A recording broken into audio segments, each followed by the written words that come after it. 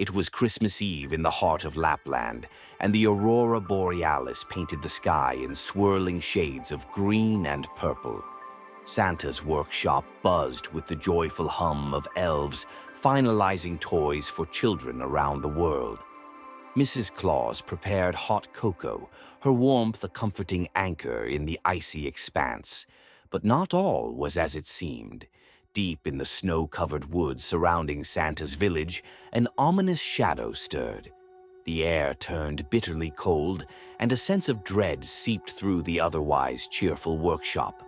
As the elves worked one by one, they began to notice something strange. The sounds of sleigh bells, usually a merry chime, had a distorted, eerie tone. A faint tapping echoed through the walls, a sound that didn't belong. "Did you hear that?" whispered Elric, one of the more cautious elves. He peered toward the door, his pointed ears twitching. Before anyone could respond, the door burst open, and a chilling wind swept through the room. The elves froze as a towering figure entered, a grotesque mockery of Santa, its crimson suit darkened with grime, and its beard matted with something that looked disturbingly like soot and ash. "Who dares disturb Christmas night?" boomed the figure, its voice deep and guttural. The real Santa appeared behind the group, his face ashen. "Krampus," he whispered. Mrs. Claus' teacup shattered on the floor as she gasped. "He's returned," Krampus sneered, his twisted horns scraping the doorframe as he stepped further inside.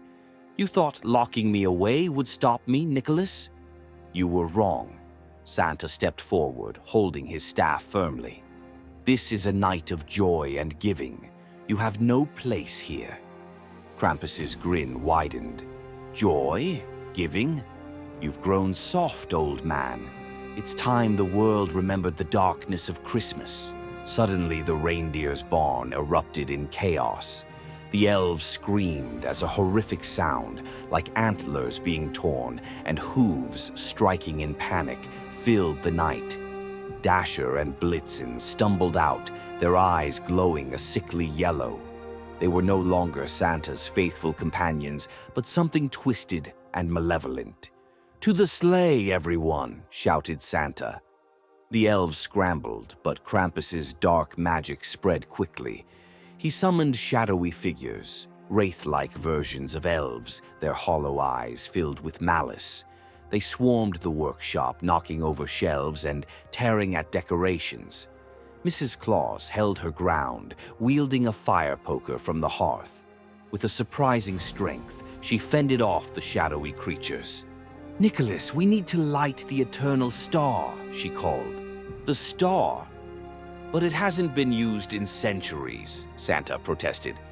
"We have no choice," she yelled, her voice firm. Santa nodded and sprinted toward the heart of the workshop, where the eternal star, a relic of ancient magic, was kept. Elric and a few brave elves followed, dodging Krampus's minions.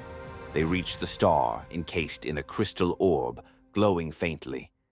"It needs light," Santa said, his voice trembling. "Elric, the lantern."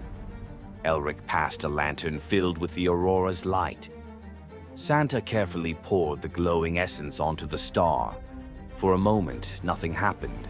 Then, with a burst of brilliance, the star ignited, flooding the workshop with pure, radiant light. Krampus let out a guttural roar, shielding his eyes. The shadowy figures disintegrated, and the corrupted reindeer collapsed, returning to their normal forms. The light grew brighter, forcing Krampus to retreat back into the woods. As silence returned, Santa slumped against the wall, exhausted. The elves cautiously stepped outside, where the first light of dawn began to creep over the horizon. Lapland was safe again, but the memory of the night lingered heavily. Mrs. Claus placed a comforting hand on Santa's shoulder. "We did it, Nicholas. Together." Santa nodded, his eyes weary. "But he'll be back. Next Christmas we must be ready." The aurora swirling above, its beauty tinged with an unspoken warning. Christmas may be a time of joy and light, but in Lapland they'll always remember the night the darkness came calling.